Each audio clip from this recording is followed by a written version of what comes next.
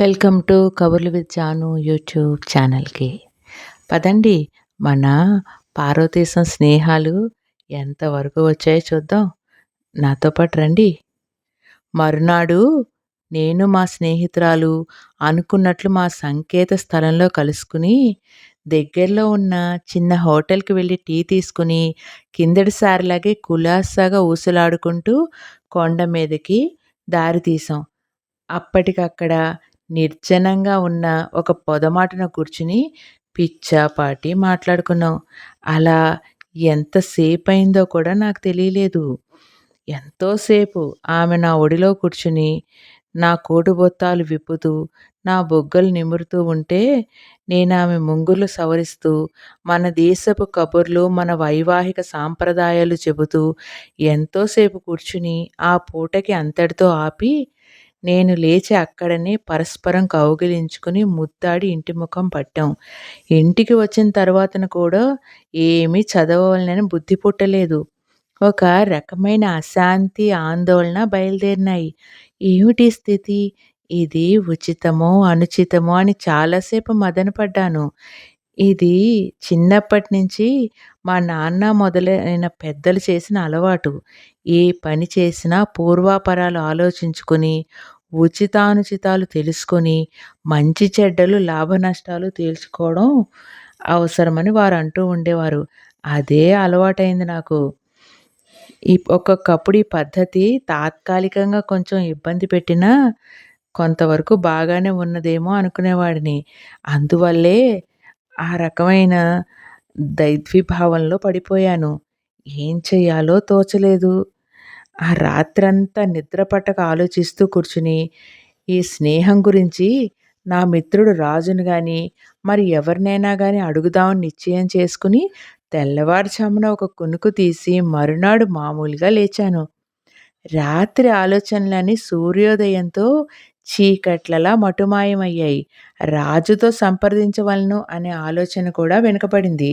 హఠాత్తుగా ఈ దేశస్థుడైన నా ప్రైవేట్ మాస్టర్ తోటి సంప్రదించటం బాగుంటుందని, ఆయనే సరైన సలహా చెప్పగలడని తోచింది. అందుకని వెంటనే ప్రాతకాల కార్యక్రమమంతా పూర్తి చేసుకుని మాస్టర్ గారింటికి వెళ్ళాను. ఆయన నన్ను చూసి ఎంత సంతోషించాడో లెక్కలేదు. "హలో శ్యామ్! ఏమిటి ఉదయాన్నే ఇలా వచ్చావు? ఏదైనా విశేషం ఉంటే గాని ఇలా రావడం నీకాట్టే అలవాటు లేదే? కేవలం నా మీద ఆదరంతోనో, గౌరవంతోనో వచ్చావని అనుకోలేకుండా ఉన్నాను. ముందు మన ఉభయులము కూడా కాస్త టీ సేవిస్తే మన ఆలోచనా సరళి బాగుంటుందేమో, ఏమంటావ్?" అన్నారు. నేను అనడానికేమున్నది, గురువు ఆజ్ఞ శిరస వహించవలెనని మా పెద్దలు చెబుతారు. అందులో ఇటువంటి విషయాల్లో మీ ఆజ్ఞ అత్యంత అనుసరణీయం అన్నాను. ఇంతలో టీ రానే వచ్చింది. ఆయన నవ్వుతూ నాకో కప్పు అందించారు. మేము టీ ముగించి కప్పులు పైకి పంపించి 2 నిమిషాలు సావకాశంగా మౌనంగా కూర్చున్న తర్వాతను, "ఏమిటి శ్యామ్? ఏమిటి విశేషం? నీ ముఖ వైఖరి చూస్తే నీవేదో ఆందోళన పడుతున్నట్లు కనిపిస్తుంది. నేనేమైనా చేయగలిగిన సహాయం ఉంటే తప్పక చేస్తాను. చెప్పు, ఏంటి నీ బాధ?" అన్నారు. నేను అందుకే వచ్చానండి. తమరి సలహా ఆపేక్షించి, ఇది కేవలం వ్యక్తిగత విషయం. మరొకరితో మనవి చేసుకోవాల్సిన విషయమూ కాదు అని ప్రారంభించి, ఈ మధ్యన ఆ అమ్మాయితో కలిగిన పరిచయం, అప్పుడప్పుడు ఆమె కలుసుకుంటూ ఉండడం, ఆ కలయిక ఏ దారిన వెళ్ళింది, ఎంతవరకు వెళ్ళినది, ఏమీ జంకు గొంకు లేక, దాపరికము లేక ఆయనతో అన్నీ చెప్పేశాను. దానిపైన నాకు కలిగిన అనుమానాలు, ఆందోళనలు కూడా చెప్పాను. ఆయన ఎంతో సావధానంగా విని పకాలున ఒక నవ్వు నవ్వారు. నా భయాందోళనలు నేను చెప్పుకుంటే ఈయన ఇంతిలా నవ్వుతారేమిటి అనుకున్నాను. ఆయన నవ్వుతూ నా దగ్గరికి వచ్చి నా వీపు తట్టి, "శ్యామ్, నాయనా, నువ్వెంత అమాయకుడివోయ్! ఈ స్వల్ప విషయానికి నీవింత బాధపడవలసిన అవసరం లేదు. మీ సంగతి నాకు తెలీదు. కానీ ఈ దేశంలో ఈ వయస్సులో ఉన్న యువతీ యువకులు ప్రతి వాళ్ళకి ఇది అలవాటే.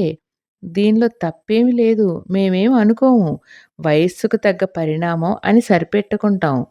కాకపోతే ఆ అమ్మాయితోటి నీ పరిచయం ఎంతవరకు వచ్చింది? మీ స్నేహం ఏ దూరానికి వెళ్ళింది? మీ స్నేహానికి ఇబ్బంది లేకుండా మీ ఇద్దరూ నిర్ణయించుకోవాల్సిన తరుణం వచ్చింది. అది మాత్రం చెప్పగలను. బాగా ఆలోచించుకో అని చెప్పారు.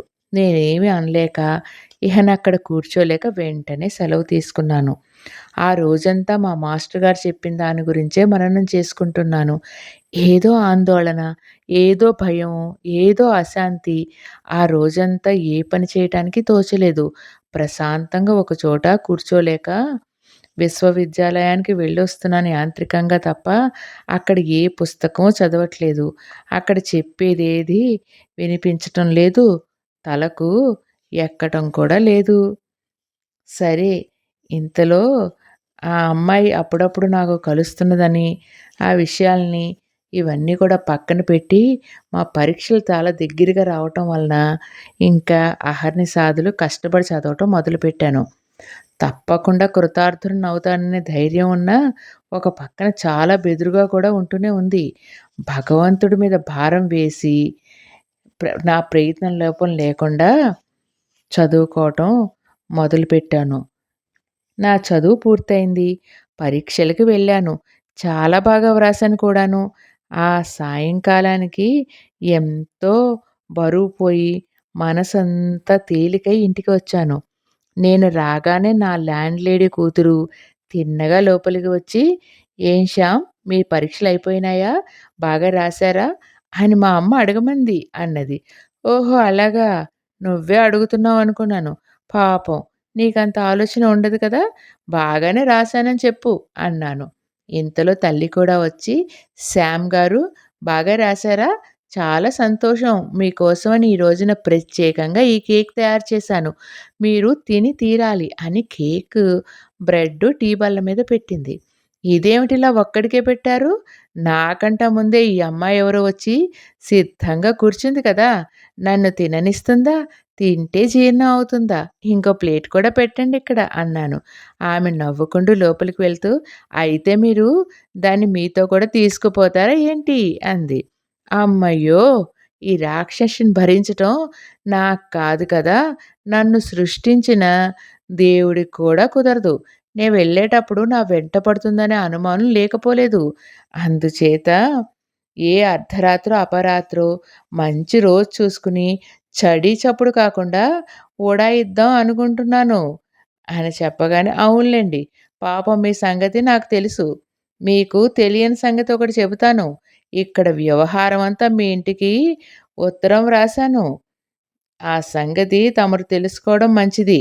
అందుకే చెబుతున్నాను" అంటుంటే ఒక కేకు ముక్క కోసి గబుక్కున ఆ అల్లరి పిల్ల నోట్లో కుక్కి, "ఇక నోరు ముయ్యండి తమరు" అన్నాను. ఆ ముసలావిడ నవ్వుకుంటూ చక్కా పోయింది. ఆ! ఒక వారం రోజుల తర్వాత మా పరీక్షా ఫలితాలు తెలిసాయి. నేను ఆశించిన దానికంట ఎక్కువగానే మొదటి తరగతిలో ఉత్తీర్ణుడినయ్యాను. ఆ సంతోషం పట్టలేకపోయాను. ఎవరితో ఈ ఆనందం పంచుకోను? ముందు మాస్టారు తోటి, రాజుతోటి చెప్పి వాళ్ళ అభినందనలు తీసుకుని, నా బసకు వచ్చి మా ల్యాండ్ లేడీ గదిలోకి వెళ్ళి, నేను పాసయ్యాను అని చెప్పుకుంది. ఆమె ఏదో వంట చేసుకుంటున్న మనిషి బ్రహ్మానందపడి, ఆ మురికి చేతులతోటే నన్ను కౌగిలించుకుని, ఆ బుగ్గ, ఈ బుగ్గ ఎంతో ప్రేమతో తన కొడుకును ముద్దు పెట్టుకున్నట్లు ముద్దు పెట్టుకుంది. నన్నెంతో అభినందించింది. నిండు హృదయంతో చేసిన ఈ అభినందనకి నేను ముగ్ధుడినయ్యాను. కూతుళ్ళిద్దరూ నవ్వుతూ నాకేసి చూస్తూ నిలబడ్డారు. "అలా నిలబడతారే? మీరేమీ అభినందనలు చెప్పరా?" అన్నాను. "చెప్పకేమండి? అందుకే నిలబడ్డాను. హార్టియెస్ట్ కంగ్రాచ్యులేషన్స్" అని ఇద్దరూ చేతులు చాపారు. ఆ! "ఓసి ఇంతేనా?" అని చెప్పేసి వాళ్ళిద్దరిని కూడా దగ్గరికి లాక్కుని ఒకసారి కౌగిలించుకోగానే పెద్దమ్మాయి కొంచెం సిగ్గుపడి బుగ్గలను గులాబీ పూయించింది. చిన్నమ్మాయి అల్లరి అభినయిస్తూ, "నువ్వు ఇలాంటి అల్లరి పిల్లవాడివని తెలుసు. ఉండు, నీ పని చెప్తాను" అంటూ నన్ను విదిలించుకొని పారిపోయింది. పరీక్షా ఫలితాలు విద్యాలయంలో ప్రకటన కాగానే, ఆ ప్రకటన మన వాళ్ళందరూ చూడగానే, నేను మొదటి తరగతిలో వచ్చానని తెలియగానే, మన వాళ్ళంతా వాళ్ళే కాక ఆంధ్రేతరులు కూడా ఎంతమందో తండోపతండాలుగా నా గదికి వచ్చి, నన్నెంతగానో అభినందించి పైకెత్తేశారు. మన వాళ్ళు అందరిలో వయస్సులో నేను చిన్నవాడిని కావడం, ఇంత త్వరలో పరీక్షకు వెళ్ళి ప్రథమ తరగతిలో రావడం వాళ్ళందరినీ ఆశ్చర్యచకితుల్ని చేసింది. ఈ పరీక్షకు ముందే నేను ఇండియన్ అసోసియేషన్‌లో సహాయ కార్యదర్శిగా ప్రముఖ పాత్ర వహించటం, ఆ దేశానికి మన చెడుగుడు పరిచయం చేయటం, నేనెంతో తొందరగా గోల్ఫ్ నేర్చుకుని ప్రథమ తరగతి క్రీడాకారునిగా పేరు సంపాదించటం వల్ల నేనందరికీ సుపరిచితుడను, అభిమాన పాత్రుడను అయ్యాను. ఈ వచ్చిన వారందరికీ సుపరిచితుడినయ్యాను. అందరూ కూడా నన్ను అభినందించటమే కాకుండా, మాకందరికీ వెంటనే పార్టీ ఇస్తావా? చస్తావా? అని కూర్చున్నారు. మహాప్రభో! నేనింకా చావదలుచుకోలేదు. అందుకని పార్టీ ఇచ్చుకుంటాను. సాధ్యమైనంత త్వరలోనే ఏర్పాటు చేస్తాను. మా గ్రహస్థితి బాగుంటున్నప్పుడు ఇలాంటివి వస్తూ ఉంటాయి. ఇక్కడ అయిన ఖర్చుకి ఇది వడ్డీ అనుకుంటాను. దయచేయండి అని అందరిని పంపించేసి, నా మిత్రుడు రాజుని, అప్పుడొచ్చిన ముక్కుపొడుంగాడిని, ఈ మధ్యనే రజస్వలైన కుర్రవాడిని, పాపం ఆ పని చేసింది అతని భార్యలండి, సంప్రదించి వారి సహాయంతో ఒక చిన్న హోటల్‌లో తేనీటి విందు ఏర్పాటు చేశాను. ఇదివరకు 1, 2 సార్లు చేసినట్లుగానే ఆఖరిసారి పులిహార, రవ్వ కేసరి తయారు చేశాను. 2 కూడా చాలా మట్టుకు అద్భుతంగా కుదిరాయి. ఆ సాయంత్రం టీ పార్టీ దిగ్విజయంగా జరిగింది. అందరూ ఎంతో సంతోషించారు. చాలా చిత్రంగా నా ఆలోచనా సరళి కూడా అంతగా ముగిసిపోయి, తర్వాత ఇంకా నేను బయలుదేరే సమయం వచ్చేసింది. నేను మా స్నేహితురాలికి కూడా ఫలానా స్టేషన్‌లో, ఫలానా రైలులో లండన్ వెళ్ళి, అక్కడి నుంచి స్టీమర్ ఎక్కుతానని, నన్ను మర్చిపోయి అనుకూలుడైన యువకుడిని పరిచయం చేసుకుని వివాహం ఆడి సుఖపడమని కోరుతూ ఉత్తరం రాశాను. ఉత్తరం మీద నా కన్నీటి కూడా పడి కొంత భాగం చెరిగిపోయిందనుకుంటా. మా వాళ్ళందరితో చెప్పి వెళుతున్నానని చెప్పగానే అందరూ కూడా నన్ను కన్నీళ్లతో కౌగిలించుకుని, ముద్దు పెట్టుకుని సాగనంపారు. స్టేషన్‌లో దిగ్గానే రాజు అనుకోకుండా మా ప్రైవేట్ మాస్టర్ గారు, మరికొందరు మిత్రులు వచ్చి నాకు టికెట్ వగైరాలు కొని నన్ను రైల్లో ఎక్కించి, నేను సుఖాసీనుడను కాగానే వాళ్ళు సెలవు తీసుకొని వెళ్ళిపోయారు. బయలుదేరడానికి గంట మోత, రైలు కూత వినపడ్డాయి. ఇక రైలు కదులుతుందని కడసారి స్టేషన్ చూద్దామని తల కిటికీలోంచి బయటపెట్టి చూద్దును కదా! నా స్నేహితురాలు చిన్న పెట్టెతో నన్ను చూసి ఒక్క పరుగున నా పెట్టె దగ్గరికి వచ్చింది. పెట్టె కదిలింది. గభీమని ఆమె నా పెట్టెలోకెక్కింది. "ఇదేమిటి? ఎందుకొచ్చావు? రైల్లో ఎక్కి కూర్చున్నావేమిటి?" అని నిర్ఘాంతపోయి వణుకుతూ అడిగాను. "కూర్చోండి, మరేం భయం లేదు. మీరంత దూరానున్న మీ దేశం వెళ్ళిపోతున్నారు కదా! అధమం లండన్ దాకానైనా మిమ్మల్ని సాగనంపుదామని, కడసారి అక్కడ మీ కరచాలనమైనా చేద్దామని వచ్చాను. మీరేం బాధపడకండి, భయపడకండి" అంది. నా పక్కనే కూర్చుంది. తెల్లవార్లు ఉభయులము పడుకునే ప్రయత్నం చేయలేదు. ఏవేవో అర్థం పర్థం లేని మాటలు చెప్పుకుంటూ, చిన్న పిల్లలకు మళ్ళీ నవ్వుకుంటూ తెల్లవార్లు కాలక్షేపం చేసుకున్నాం. ఉదయాన్నే లండన్‌లో దిగి ఓ హోటల్‌లో చిన్న గది తీసుకుని, స్టీమర్ వైపుకు వెళ్ళి, స్టీమర్ ఎప్పుడు బయలుదేరేదో తెలుసుకుని, పైకి వచ్చి మా స్నేహితురాలి సహాయంతో సామానంతా స్టీమర్‌కి చేర్చేసరికి మధ్యాహ్నం 1 అయింది.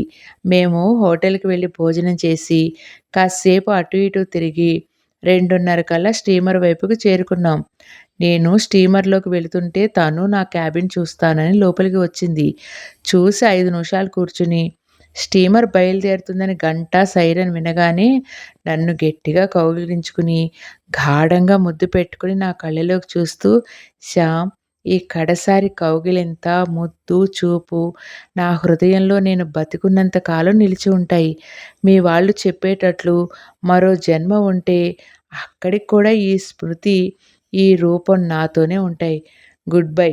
నీకు సమస్త సౌఖ్యాలు, సమస్త విజయాలు పరమేశ్వరుడు అనుగ్రహించగలడు. గుడ్ బై శామ్ అని గబగబా వెళ్ళిపోయింది. ఆమె వెనకే నేను డెక్ మీదకు వచ్చి నిలబడి ఆమె కేసి చూస్తూ కన్నీటి పొర కళ్ళను అడ్డగిస్తుంటే వణుకుతున్న చేతితో, రుద్ధమైన కంఠంతో టాటా గాడ్ బ్లెస్ యూ అని చెప్పి అలాగే నిలబడిపోయాను. సాయంకాలానికి నెమ్మదిగా డోవర్ జలసంధి దాటి మా స్టీమరు ఇంగ్లీష్ ఛానల్‌లో ప్రవేశించింది. భోజనానికి ఇంతలో పిలుపు వచ్చింది. కిందకి వెళ్ళాను. బల్ల మీద అందరితో పాటే అందరికి మళ్ళే నాకు పెట్టారు. నేను వెయిటర్‌ని పిలిచి, నాకీ భోజనం సరిపడదని, నేను శాకాహారినని, అన్నము, కాయగూరలు తప్ప మరొక పదార్థము, గుడ్లైనా సరే ముట్టనని వానికి నచ్చచెప్పాను. "ఇప్పుడెలాగండి?" అన్నాడు. "అవసరమైతే కాస్సేపుంటాను. లేకపోతే ఒక ప్లేట్‌లో కూరగాయలు, కొంచెం రొట్టె, వెన్న, పుడ్డింగు, పాలు, పళ్ళు తెచ్చిపెట్టమన్నాను. ఇంతేనా అండి?" అని అన్నాడు. "అవి చాలు. నేను చాలా అల్పసంతోషిని" అన్నాడు. వాడు నవ్వుకుని చక్కా పోయాడు. నాకు కావలసిన బంగాళదుంప, క్యాబేజీ కూరలు, రొట్టె, వెన్న, సగ్గుబియ్యం పుడ్డింగు, పాలు, అరటిపళ్ళు సప్లై చేశాడు. రేపటినుంచి మరిచిపోకుండా నాకు 2 పూట్ల 2 మెతుకులు అన్నం కూడా చెప్పు అని చెప్పాను. "ష్యూర్ సర్, సర్టెన్లీ సర్" అన్నాడు. భోజనమైన మరొక మారు డెక్ పైకి వెళ్ళి పచారు చేసి, అంతులేని అంతుపట్టని ఆ మహాసముద్రాన్ని, ఆకాశాన్ని చూసి నెమ్మదిగా నా క్యాబిన్‌లోకొచ్చి పడుక్కున్నాను. కంటి మీద కునుకు రాలేదు. పడుక్కున్న నన్ను నా ప్రయత్నం ఏమీ లేకుండానే సముద్ర తరంగాలు అటు ఇటు దొర్లిస్తున్నాయి. మళ్ళీ తలలో ఏవేవో ఆలోచనలు దొర్లడం మొదలుపెట్టాయి. మా ఇంటి యజమానురాలు, ఆమె కూతుళ్ళు, ఆ చిన్నపిల్ల అల్లరి, ఎక్కడి నుంచో వచ్చిన నా మీద వాళ్ళు చూపిన ఆదరణ, మా ప్రైవేట్ మాస్టారు, నాకు గోల్ఫ్ నేర్పిన యువ గురువు, నాతో గోల్ఫ్ ఆడిన మిత్రులు, ఒకనాడు నాటకంలో సరసన కూర్చుని సరసమాడ ప్రయత్నించిన యువతి, నన్నెంతగానో ఆకర్షించి ప్రేమించిన ప్రియురాలు, ఇంకా ఎన్నెన్నో మొహాలు, ఎన్నెన్నో ప్రదేశాలు నా కళ్ళ ఎదుట సినిమాలో తెర మీద బొమ్మలా తిరగడం మొదలుపెట్టాయి. ఇవన్నీ చూస్తూ ఆ మొఖాలు, వాటి వెనకనున్న గాథలన్నీ తలుచుకుంటూ అలా ఎప్పటికో నిద్రపోయాను. తరువాత ఈ ఓడల మీద ప్రయాణీకుల సౌకర్యార్థం డెక్ మీద కూర్చోవటానికి క్యాన్వాస్ గుడ్డ, పడక కుర్చీలు అద్దెకిస్తారు. బొంబాయిలో దిగిన తర్వాత వాట్లను మళ్ళీ భద్రపరుచుకుంటారు. నేనొకటి తీసుకుని ఏదో పుస్తకం ఒకటి చదువుకుంటూ కాలక్షేపం చేసుకోనారంభించాను. అప్పుడెవరో ఒక యువకుడు నా పక్కన వచ్చి నిలబడి నన్ను పలకరించి, "ఏం చదువుతున్నారు?" అన్నాడు. "కాలక్షేపానికి ఒక నవల" అన్నాను. "ఇక్కడ లైబ్రరీలోదా?" అన్నాడు. "కాదు, నా సొంతమేను అని. ఇక్కడ లైబ్రరీ ఉంటుందా?" అన్నాను. "ఎందుకుండదు? లేకపోతే మనలో కొందరికి కాలక్షేపం కావడమెలాగా? మీకు తెలియదా లైబ్రరీ ఉంటుందని?" అన్నాడు. "నాకు తెలీదు" అన్నాను. "రండి చూపిస్తాను" అని నన్ను తీసుకెళ్ళి లైబ్రరీ చూపించాడు. ఇతరుల కాలక్షేపానికి ఇండోర్ గేమ్సు అవి కూడా ఉంటాయని చెప్పి, డెక్ పైన బ్యాడ్మింటన్ కూడా ఆడతారు అని చెప్పాడు. ఈ నూతన పరిచేస్తునితో కబుర్లు చెప్పుకుంటూ ఉంటే మధ్యాహ్న భోజనానికి వేళయింది. కిందకి వెళ్ళి భోజనానికి కూర్చున్నాం. నిన్న గమనించిన విషయం ఈనాడు తెలిసింది. భోజనాల బల్ల మీద ప్లేటు ఓడ ఊపుకు అటూ ఇటూ పరుగులెత్తకుండా ప్రతి వరుసలోనూ పలచని బల్లలు అడ్డుపెట్టారు. తర్వాత పదార్థాలు వడ్డించేవాళ్ళు పళ్ళాలు చేత్తో పట్టుకుని అవి పడిపోకుండా డాన్స్ చేస్తున్నట్టు నడవడం ఆరంభించాను. ఏదీ కాని వీళ్ళ భరతనాట్యం ఏమిటి? పోనీ ఇంగ్లీష్ నాట్యం అయితే మటుకు ఇప్పుడెందుకు? అన్నాను నా పక్కనున్న పరిచయస్తునితో. అతను నెమ్మదిగా విషయం చెప్పాడు. వాళ్ళంతా అలా డాన్స్ చేస్తున్నారు అని అని నేను అనుకున్నందుకు ఎంతోసేపు నవ్వి, "అది డాన్స్ కాదండి. మనము ఆ నడక అలవాటు చేసుకోవాల్సి ఉంటుంది. ఓడ అటూ ఇటూ ఒరుగుతూ ఉంటుంది కదా! అందుచేతను నిటారుగా నిలబడి ఉన్నా, అలాగే నడుస్తున్నా, ఓడ ఒరిగిన వైపు మనం తూలుతూ ఉంటాం. అలవాటు లేని వాళ్ళు తరచూ పడిపోతూ ఉంటారు కూడా. అందుచేతను ఓడ జరిగిన వైపు కాక ఎడమ వైపుకి మనం వాలుతూ నడుస్తుంటే ఎంత తుఫాన్‌లోనైనా మనం పడిపోయే అవకాశం ఉండదు. అందుకని ఈ వేళ నుంచి మీరు కూడా ఈ నడక అలవాటు చేసుకోవాల్సి ఉంటుంది. లేకపోతే చాలా ఇబ్బంది పడతారు అని హెచ్చరించాడు. ఇంచుమించుగా ఆ పూటంతా ఈ డాన్స్ లాంటి నడక లాంటి డాన్సో అలవాటు చేసుకోవడానికి ప్రయత్నించాను. కొంతవరకు కృతార్థుడనయ్యాను అనుకుంటున్నాను. సాయంకాలం 7 అయ్యేసరికి మార్సెల్స్ హార్బర్‌లోకి మా ఓడ ప్రవేశించింది. మా రక్షక భటులు, యుద్ధ నౌకలు హార్బర్‌కు వెలుపలే నిలిచిపోయాయి. మన స్టీమర్ రాత్రంతా ఇక్కడే ఉంటుందా? అని నౌకర్నడిగాను. ఉంటుందండి అన్నాడు. అయితే ఊళ్ళోకి వెళ్ళవచ్చునా? అన్నాడు. వెళ్ళవచ్చునండి అన్నాడు. నమ్మకమేనా? అనేసరికి నమ్మకమేనండి. అయినా 10 గంటల లోపున వచ్చేసేయండి అన్నాడు. నేనేమీ తోచక పగటివేళ చూసిన మార్సెల్స్ రాత్రి ఎలా ఉంటుందో చూద్దామని కుతూహలంతో బయలుదేరాను. ఎంతో దూరం నడిచి ఊరి మధ్యకి వెళ్లి చూతును కదా! వీధులన్నీ అంధకార బంధురంగా ఉన్నాయి. మనుష్య సంచారం మామూలుగానే ఉంది. నడుస్తుండగా మిణుకు మణుకుమనే దీపాలతో సన్నని సంగీతంతో ఒక హోటల్ కనపడింది.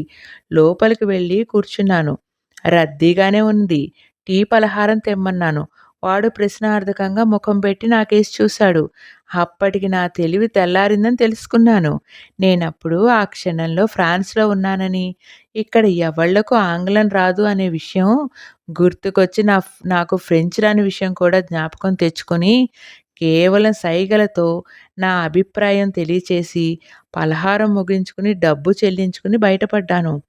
అక్కడి నుంచి ఎటు పోవడానికి తోచక, అక్కడ చాలా సమీపంలోనే కనపడ్డ సినిమా హాల్‌లో ఫ్రెంచ్ పిక్చర్‌లు ఎలా ఉంటాయో చూడబుద్ధి పుట్టి లోపలికి వెళ్ళాను. జనం కిక్కిరిసి ఉన్నారు. అక్కడ నౌకరు నాకు ఖాళీ స్థలం చూపించాడు. కూర్చున్నాను. కొద్ది క్షణాల తర్వాత నా పక్కన ఒక యువతి కూర్చున్నదనే జ్ఞానం నా నాసికా పుటాల వల్ల తెలిసింది. అటు తిరిగి చూశాను. ఆమె నన్ను చూసి మందహాసం చేసింది. నేను నవ్వి తెరకేసి చూస్తున్నాను. మరి 2 నిమిషాలకి మరో చెయ్యి నా వెనుక వైపు ఎగబ్రాకింది. ఇంకో క్షణానికి ఒక మృదువైన చెక్కిలి నా చెక్కిలిని తాకి ముంగురులు నా ముఖాన్ని గిలిగింతలు పెట్టాయి. ఎవరి అమ్మాయి? ఇంత తొందరపాటు సాహసం ఏమిటి? అనుకున్నాను. మాట్లాడడానికి నాకు ఫ్రెంచ్ రాదు. అనాలోచితంగా ఇలా ఎందుకొచ్చాను? ఎంతసేపు కూర్చున్నా ఇంతే కదా! ఎందుకైనా వెంటనే మన ఓడ చేరుకోవడం చాలా మంచిదనుకున్నాను. మాట్లాడకుండా లేచి ఆ అమ్మాయి పక్క నుంచి గబగబా బయటికి వచ్చాను. ఆ అమ్మాయిని నేను తగలడంతో నేను ఆహ్వానించాను అనుకుని తను నా వెనకాలే వచ్చింది. నేనా సంగతి గ్రహించి బాబోయ్! అనుకుని వేగం హెచ్చించి రోడ్డు మీదకి వచ్చాను. నేను ఊళ్ళోకి వచ్చేటప్పటికి ఓడరేవుకు దారెలాగో తెలుసుకోలేదు. నేనా క్షణంలో ఉన్న ప్రదేశం ఏంటో అసలే తెలీదు. ఇంకా ఉపాయం ఎలా? అన్నట్టు ఈ పరాయి దేశంలో ఎలా చిక్కుకుపోయానురా దేవుడా! ఓడకి చేరడం ఎలారా భగవంతుడా! అని పరిపరి విధాల వాపోయాను. కొంచెం దూరం నడవగానే టాక్సీ ఒకటి కనబడింది. వాడిని పిలిచి నన్ను ఓడరేవుకి తీసుకువెళ్ళమన్నాను. వాడికి నా భాష అర్థం కాక, వాడికి అర్థమైన భాష నాకు రాక, మేమిద్దరం నానా యాతన పడ్డాం. ఎలాగైతేనే నాకు తెలిసిన ఒక డజను ఫ్రెంచ్ మాటలు ఉపయోగించి కొంత చెప్పగలిగాను. నన్ను కూర్చోమని జాగ్రత్తగా ఓడరేవుకు తీసుకొచ్చి దిగబెట్టాడు. అపార కరుణా సముద్రుడైన భగవంతుడే నా మీద కటాక్షంతో ఈ రూపంలో నన్నక్కడికి తీసుకువచ్చాడు అని ఎంతో సంతోషించాను. ఏమంటే తెల్లవార్లు అక్కడే ఉంటుందన్న స్టీమర్ ఎందుచేతనో వెంటనే బయలుదేరుతుంది. నేను హార్బర్‌లో అడుగుపెట్టేసరికి సైరన్ కూయడం, ప్రయాణికులు ఓడపైకి ఎక్కేయటం, నిచ్చెన ఓడలోకి లాగేయటం జరిగిపోయింది. నేను పరిగెత్తుకుంటూ వచ్చి భయభ్రాంతుడినై వెర్రిమొహం వేసుకుని అక్కడ నిలబడ్డాను. ఒక నావికుడు నన్ను చూసి వెంటనే ఎవరితోనో చెప్పి నిచ్చెన కిందకి దింపించాడు. హరియప్! హరియప్! అని హెచ్చరించాడు. బతుకు జీవుడా అని రాబోయే కన్నీరు తుడుచుకుని గబగబా మెట్లెక్కాను. డెక్క మీద రెండో అడుగు కూడా పూర్తిగా మోపకుండానే స్టీమర్ బయలుదేరింది. నిచ్చెన పైకి లాగేశారు. నా ఒళ్ళంతా గజగజలాడిపోయింది. ముచ్చెమటలు పోసినాయి. ఒక కుర్చీలో అప్రయత్నంగా చతికిలబడ్డాను. నా అవస్థ గమనించేవాళ్ళు ఎవ్వరూ లేరు. పావుగంట పైగా అలా నిశ్చేష్టుడనై కూర్చుండిపోయాను. క్రమేణా వణుకు తగ్గి భయం పోయి, ఎంత ఆపదలో నుంచి బయటపడేశాడు భగవంతుడు అని ఒక్కసారి ఎక్కడో దాగి ఉన్న అన్నీ కనిపెడుతున్న ఆ కరుణామయునికి శత సహస్ర నమస్కారాలు మానసికంగా అర్పించుకున్నాను. మరునాడు ఏం జరిగిందా అని చెప్పేసి అడిగేసరికి స్టీమర్ రాత్రంతా ఇక్కడే ఉంటుంది అనుకున్నది ఎందుకు బయలుదేరింది చెప్పగలరా అంటే, మొదట ఇక్కడ ఉంటుందనే అనుకున్నాం. తక్షణం ఇక్కడి నుంచి బయలుదేరి ఇటలీ వైపు వెళ్ళమని నౌకా శాఖాధికారుల వద్ద నుంచి అర్జెంట్ కేబుల్ వచ్చింది. అందుకే వెంటనే లంగర్ ఎత్తారు. మీరెక్కడికి వెళ్లారు కనబడలేదు అన్నాడు. నేను సావకాశంగా చేసిన తెలివి తక్కువ పని దాచకుండా చెప్పాను. అతను ఆశ్చర్యపోయాడు. ఆపై నిర్ఘాంతపోయాడు కూడా. ఎంత పని చేశారండి?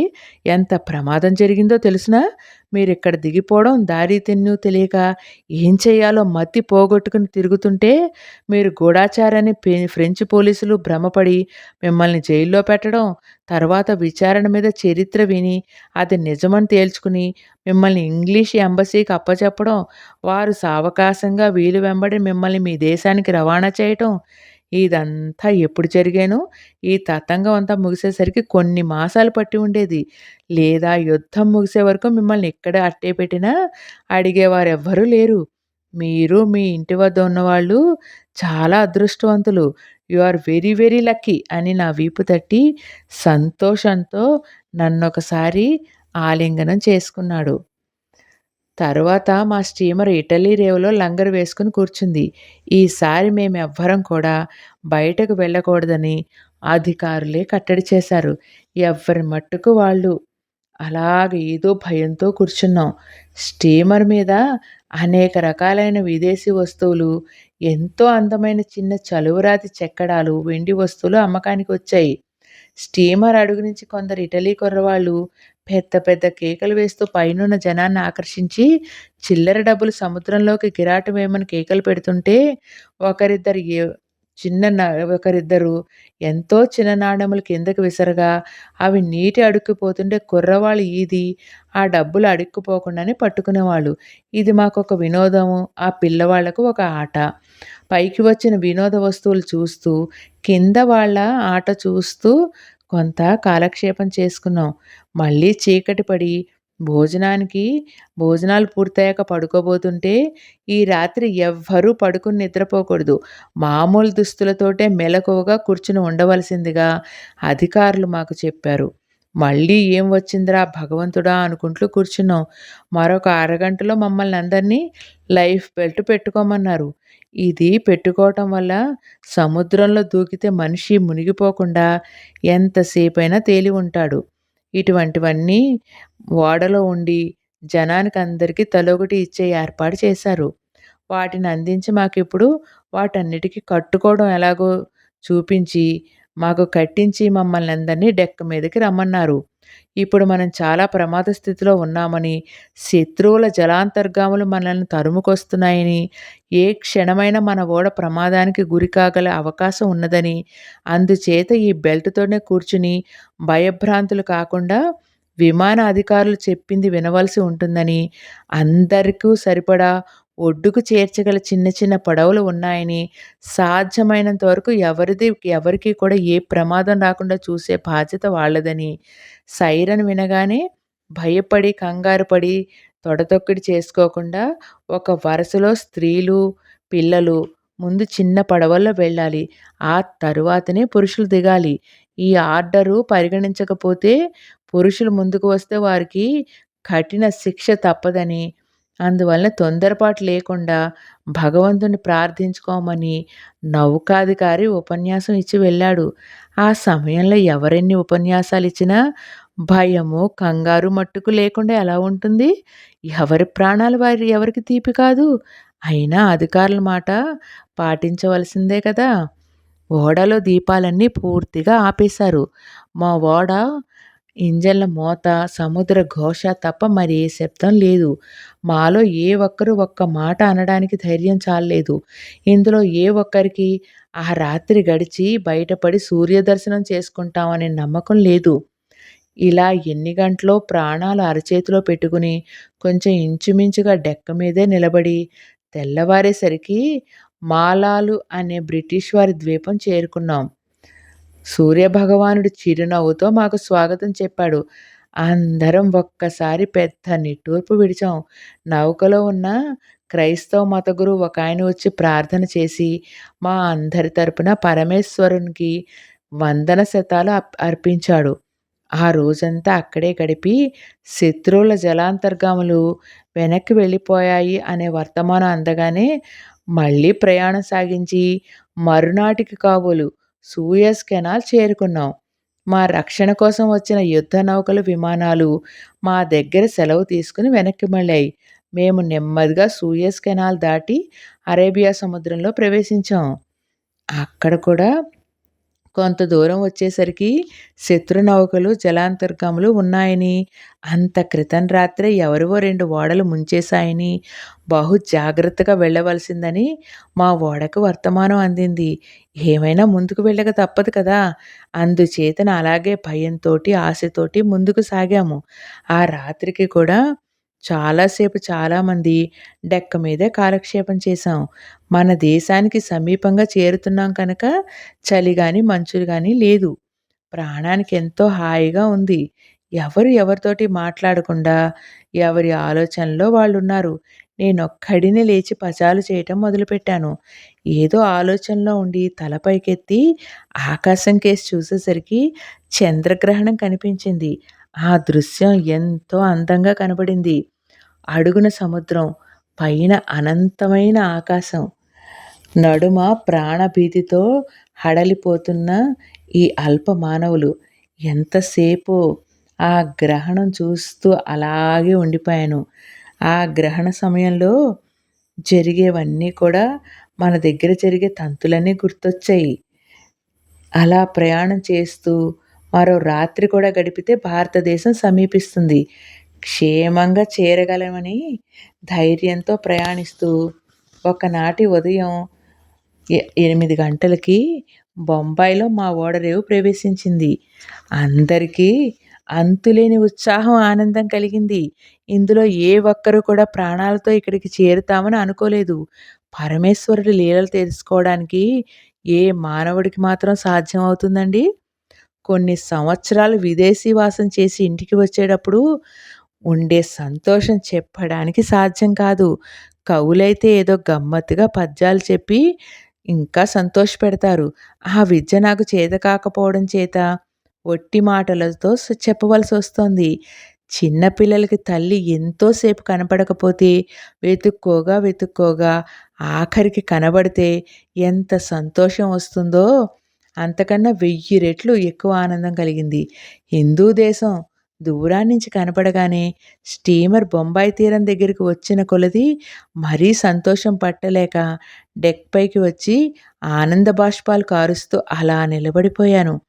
దేశం విడిచి దూరంగా ఉన్నంతసేపు మన దేశం చాలా గొప్పదని, ఆదర్శప్రాయమైందని అనిపిస్తుంది. విదేశాల్లో అందరితోటి అలాగే దెబ్బలాడేవాడిని. మా దేశం లాంటి దేశం మరొకటి ఈ భూమండలంలో లేదని, ఇక్కడుంటే లోపాలన్నీ కొన్ని తెలియక, కొన్ని మర్చిపోయి కనబడేవి కావు.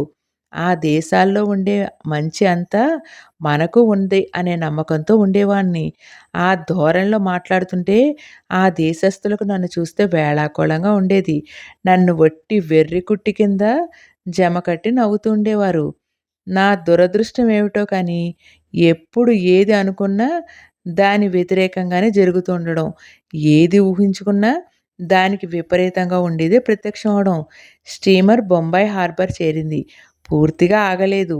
ఎవరు ఇంకా నేల మీద అడుగు పెట్టలేదు. వెంటనే నేను అనుకున్నదంతా తప్పని, నా మాట తప్పని అన్నవాళ్ళ మాటలే నిజాలని, నా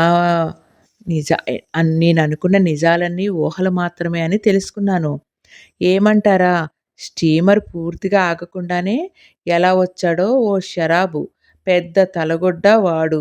చెమటలు కారుకుంటూ, వగరుస్తూ, చెమటలతో చొక్కా తుడుచుకుంటూ, అందరిని చూసి వెర్రిగా నవ్వుతూ పైకి చక్కా వచ్చాడు. వచ్చినవాడు మర్యాదగా అక్కడున్న కుర్చీ మీదనో, సోఫా మీదనో కూర్చోకూడదు. నేల మీద 10 మంది నడిచే చోట చతికిలబడ్డాడు. ఇంతకు పడిపోయినట్లు ఎందుకొచ్చాడో తెలుసా? కావలసిన వాళ్ళకి చిల్లరివ్వడానికి. అనగా స్టీమర్‌లో వాళ్ళంతా ఇతర దేశాల నుంచి వస్తున్నారు కదా! వాళ్ళ దగ్గర పౌండ్లు, షిల్లింగులే కానీ రూపాయలు, అర్ధలు ఉండవు. అవి ఉంటే గాని ఇక్కడ వ్యవహారం నడవదు. అందుకని ప్రయాణికుల సౌకర్యం కోసం విదేశీ డబ్బుకి స్వదేశీ డబ్బు ఇద్దామని సంకల్పం. మంచిదే. కానీ ఆ షరాబుకు మన మీద అభిమానం కాదుగా. రూపాయికి కానీయో, అర్ధనాయో మారకం తీసుకుని ఒక్క అరగంటలో ఏ శ్రమ లేకుండా 50 100 సంపాదించుకుపోదామని వాడి ఉద్దేశం. ఎన్ని దేశాలు తిరిగినా ఎక్కడా ఈ పద్ధతి కనిపించలేదు.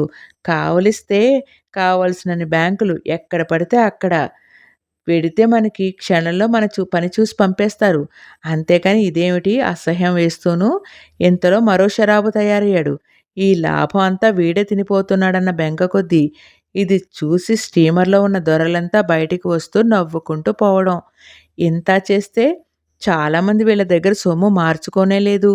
కానీ వీళ్ళను చూస్తూనే ఏదో నేరం చేసినట్లు బాధపడి తలకాయ ఎక్కడో పెట్టుకున్నానంటే నమ్మండి. అయిందా? నేను పెద్ద పెద్ద హార్బర్‌లు, రైలు స్టేషన్‌లు చూశాను కదా! ఎక్కడ ఏ విధమైన గందరగోళం ఉండేది కాదు. ప్రజలు నిశ్శబ్దంగా నెమ్మదిగా ఎక్కుతారు, దిగుతారు. కూలీలు సామాన్లు ఎక్కిస్తారు, దింపుతారు.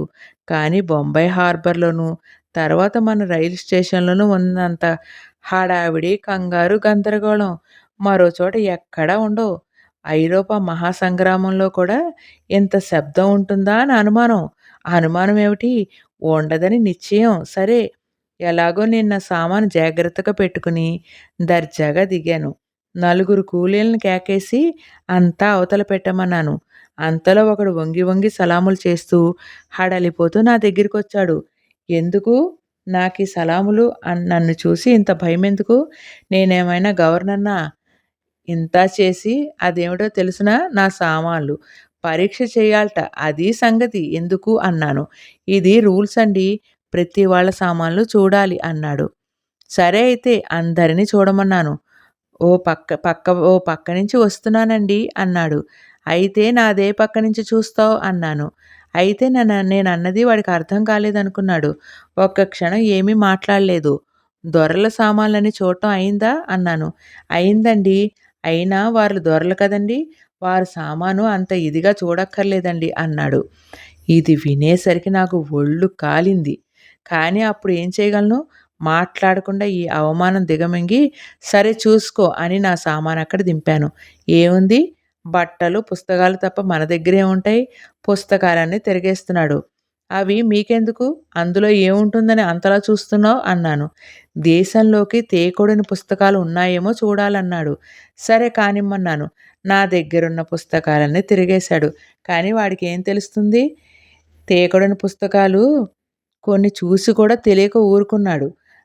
కానీ అవి అనీబిసెంట్ దొరసాని వ్యాఖ్యానంతో ఉన్న భగవద్గీత తీసి ఇది ఉండకూడదన్నాడు. అదేమిటన్నాను. అనీబిసెంట్ పుస్తకాలేమీ ఉండకూడదన్నాడు. ఓయి వెర్రివాడా! ఇది భగవద్గీత అనగా మత గ్రంథం, రాజకీయ గ్రంథం కాదు. దీనివల్ల ఎవరికీ ఏ అపకారం లేదు. ఆవిడ కర్మం మా కర్మం కాలి మా మత విషయంలో చాలా కృషి చేసి పుస్తకాలు వ్రాసింది. వాటికి ఆవిడ రాజకీయ ఆందోళనకి దీనికి ఏమీ సంబంధం లేదు అని ఆ ఆసామికి నచ్చచెప్పేసరికి నా తాతలు దిగొచ్చారు. ఎలాగైతేనేమి ఆ గండం తప్పించుకుని బయటపడ్డాను. అక్కడి నుంచి ఒక బండి చేసుకుని తిన్నగా ఏదైనా హోటల్‌కి వెళ్ళవలననుకున్నాను. నేను ప్రపంచంలో చిన్న, పెద్ద అనేక రకాల హోటళ్ళు చూశాను. కానీ ఇంత దరిద్రంగా ఏదీ కనబడలేదు. బొంబాయిలో ఇదో మంచి హోటల్ అనే పేరు. చాలామంది ఇందులో మకాం చేస్తున్నారు. కానీ రాజును చూసిన కళ్ళతో మొగుడిని చూస్తే మెత్తబుద్దయిందని నాకు మటుక్కు మహా అసహ్యం వేసింది. అక్కడ ఏర్పాట్లు, సామాన్లు ఏం చూసినా అబ్బా! మహా బాధపడ్డాను. తరువాత అంతకన్నా చెండాలాలు చాలా చూశాను కనుక ఇప్పుడు అదే బావుంది అనిపిస్తోంది. సామాను గదిలో సర్దుకుని స్నానం చేద్దామని స్నానాల గదిలోకి వెళ్ళాను. దొరలు స్నానం చేసే పద్ధతి తెలుసుగా మీకు? బట్టలు విడిచి కుళాయి కింద నిలబడ్డాను. ఆ దేశాలలో ఉండే స్నానాల తొట్టెలు ఇక్కడ లేవుగా మరి. పోనీ లేకపోతేనేమని హాయిగా కుళాయి కిందనే స్నానం చేయటం ఆరంభించాను. గదంతా ఎక్కడ చూసినా సబ్బు అనేది కంటపడలేదు. ఏమిటి అన్యాయం అని దెబ్బలాడదామని అక్కడి నుంచి యజమానిని కేక వేశాను. ఏదో కొంప మునిగిందని నౌకరు పరిగెత్తుకుని వచ్చాడు. నన్ను చూసి కంగారు పడి వెనక్కి వెళ్ళాడు. అప్పుడు నా అవస్థ నాకు జ్ఞాపకం వచ్చి సిగ్గుపడి తువ్వాలు చుట్టబెట్టుకుందామని నాలుగు పక్కల వెతుకుతును కదా! తువ్వాలు కానీ, అంగవస్త్రం కానీ ఏమీ కనబడలేదు. ఒళ్ళు తోముకోవడం సంగతి దేవుడెరుగు. తడి ఒళ్ళు తుడుచుకోకుండా ఎలాగా? తలుపు చాటున నించుని హోటల్ వాళ్ళని 4 తిట్టి, సబ్బు, తువ్వాలు ఏవి అని అడిగాను. ఎవరికి వారు తెచ్చుకోవాల్సిందే కానీ, హోటల్ సప్లై చేయటం అలవాటు లేదు అన్నాడు. విదేశాల్లో మనం ఎక్కడికి వెళ్ళినా సబ్బు, తువ్వాలు, దుప్పట్లు, కంబళ్ళు వగైరా అన్నీ కూడా హోటల్ వాళ్ళే ఇస్తారు. ఇక్కడ పెద్ద పేరు పడ్డ హోటల్‌ని వస్తే ఇదిలా ఏడిస్తే మిగతా చిన్న హోటల్‌లో ఎలా ఉంటుందో ఆలోచించండి. ఎలాగో ఆ తడి వంటి మీదే చొక్కా లాగు తొడుక్కుని బయటపడ్డాను. వెంటనే షాప్‌కి వెళ్ళి సబ్బు, తువ్వాలు, కట్టుకునేందుకు పంచెలు వగైరా తొడుక్కున్నాను. తర్వాత ఏమైందో పార్వతీశం మన దేశంలో దిగాక ఇంకా ఏం చేశాడో తెలుసుకుందామా? పదండి నాతో పాటు మరో భాగంలోకి. ఉంటానండి. నేను, నాతో పాటు మీరు, మనందరం కూడా పార్వతీశంతో కలిసి ఇంగ్లాండ్ దాకా వెళ్ళి, మళ్ళీ మన ఆంధ్రదేశం, మన మొగల్తూరు వచ్చేద్దామండి. అందాక మనందరం కలిసి ప్రయాణం చేద్దాం. అందుకే ప్లీజ్ లైక్, షేర్, సబ్స్క్రైబ్.